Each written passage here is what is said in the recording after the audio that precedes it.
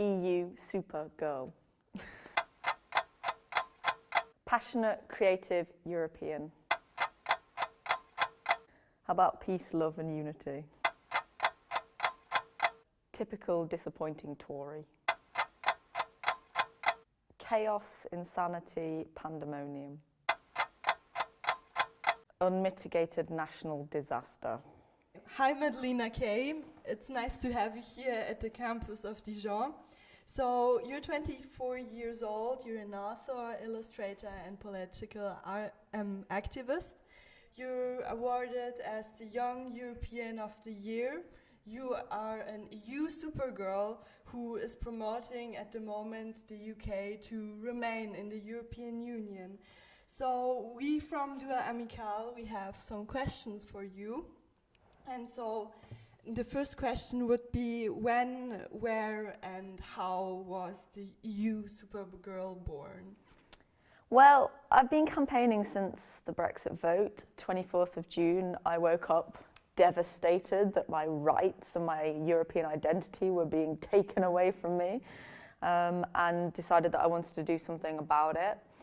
The first thing I did was write a protest song, but since then I've been writing books and doing illustrations and protest events.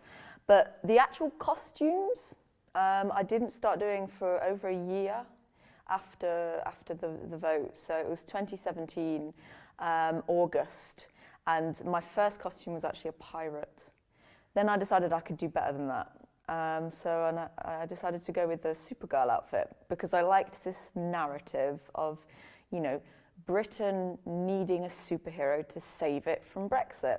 And the real sort of moment for that, the sort of launch for that was when I gatecrashed a post-Brexit negotiations press conference in the Berlaymont building in Brussels with Michel Barnier and David Davis. And I turned up in my Supergirl outfit and they threw me out.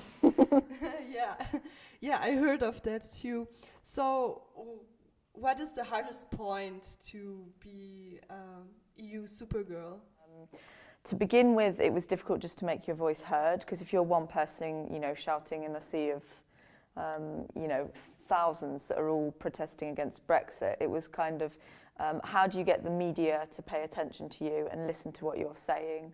And I found that the creative things, the visual things, the costumes, the emotive arguments were making the biggest impact, getting the most shares on social media and having the biggest traction in the press. One of the biggest problems actually that gets worse as you get more publicity is the trolling and the abuse that you get online. And I get a hell of a lot of it. And how are you dealing with these kind of negative reactions? I mean, the best thing that I found is to share it, is to retweet it, to engage with it, because there's a lot of people that do support what I do, that understand that I am trying to reach an audience of people that are apathetic and disinterested in politics, trying to inspire people that feel demotivated, that feel frustrated, that feel helpless. That there's, you know, those are the people that I am trying to reach, and I do it using fun, creativity, and passion. And it's not for everyone, but it does definitely have an audience, and those people will engage with my critics and say, look, you may not agree, you may have your own views, but please, this is why I support Madeleina and what she does. Okay, and what is your own motivation and inspiration to keep doing your activism? It's a sense of injustice, I think, because Brexit benefits no one but a minority of elites in the UK. It is going to damage our economy. We've already seen a hit of 2.1% to GDP. We've dropped from the top of the G7 to the bottom. And the really sad and bitter irony is that it's actually going to damage the regions in the UK that are already suffering from inequality and depravity at the hands of Westminster. Because what the EU was doing was the EU was putting funding into those regions. It was helping these areas in the UK, like the North and Wales, that aren't being looked after by our own government. And what happened was the Brexit elite came along, used the EU as a scapegoat, told all these people to vote to leave, that they would get more money if we left. And the reality is the complete opposite. And I don't want to see British people, regardless of whether they voted for leave or remain, I don't want to see British people's lives impacted. I don't want to see our NHS lose funding.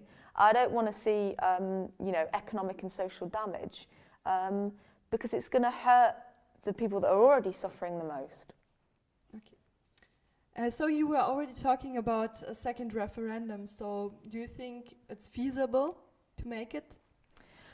There's a question about whether it's feasible to have a second referendum within the time frame, so before March 2019, because there'd have to be an act of parliament and then there'd obviously have to be the actual campaigning time and stuff. So whether that can actually happen within the time frame is questionable.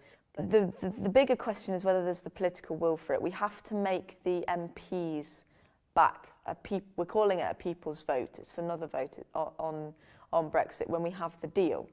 At the moment, both the Labour Party and the Conservative Party, the two main parties in the UK, are not officially backing another referendum. The Lib Dems are.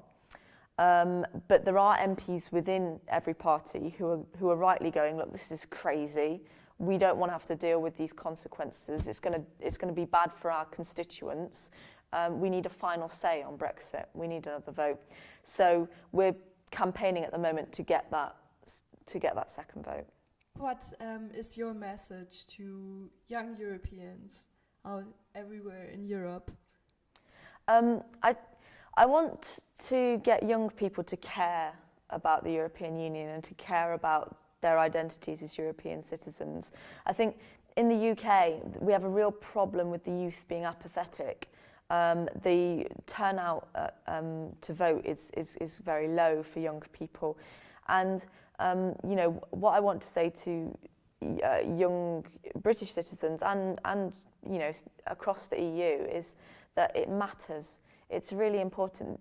The decisions that are being made by policymakers in Brussels and in your national parliament, they are going to affect your lives, directly affect your lives and affect your futures and the future of your country that you're working in and that you're having children. So get involved. Your voice does count. Celebrate being European. It's a good thing. It's positive. And one of the last questions would be, what is your approach towards Brexiteers, and what would you want to say to politicians like Theresa May, who were or are still active promoting Brexit? I think it's wrong to say that people voted for Brexit for the same reasons. There was nothing on the ballot paper.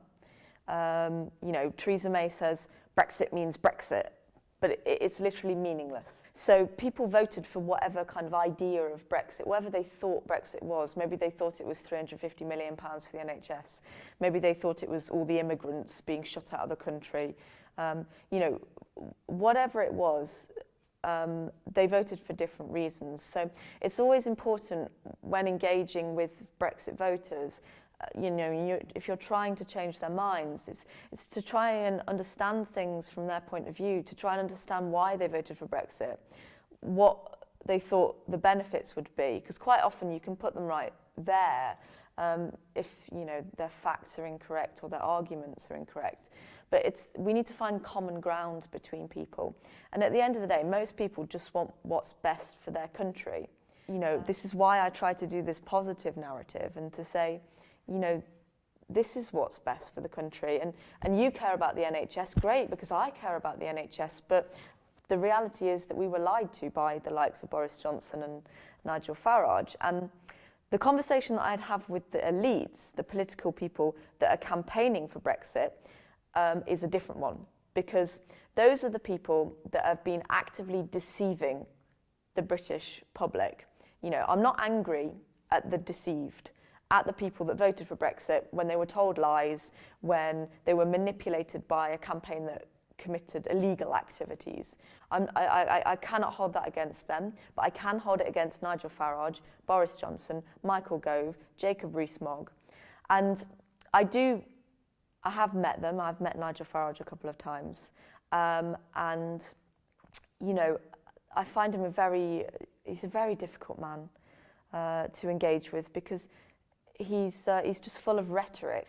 These politicians are engaging with identity politics, where they've created these personas. Boris Johnson's this really jolly, you know, kind of silly man that commits all these gaffes, but they're not actually paying attention to what they're saying, and what they're saying is lies. It's nasty rhetoric. It's bordering on hate speech, and we have got to shut them up, and we've got to hold them to account for what they're doing to the country. So one last question. What do you, if you would have to choose one thing, what do you appreciate the most about Europe? What I always say is the greatest achievement of the European Union is that it's brought peace to a continent that was historically at war. We can now sit round a table with 28 countries and sort out our differences through, you know, diplomatic means. And, you know, the biggest threat that Brexit poses to the UK is over the Irish border. The peace that has been achieved in Ireland through the Good Friday Agreement is being directly threatened by Brexit, and we can't allow it to happen. Okay, thank you so much. It was so nice to meet you here, to have you here, and enjoy the rest of the day here. Thank you. Right, so this song's called We Are Europe, or Nous sommes l'Europe.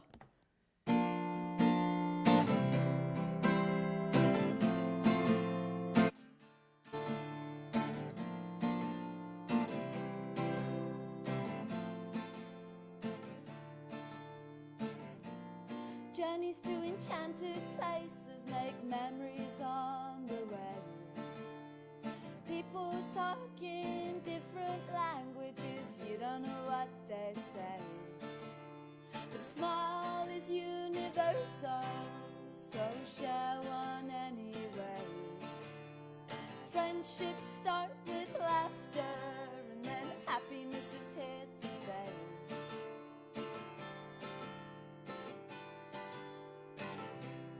We are Europe, we are one. Nations come together, standing strong. United in diversity, on the pillars of our history. Striving for equality, stood in solidarity. We are Europe,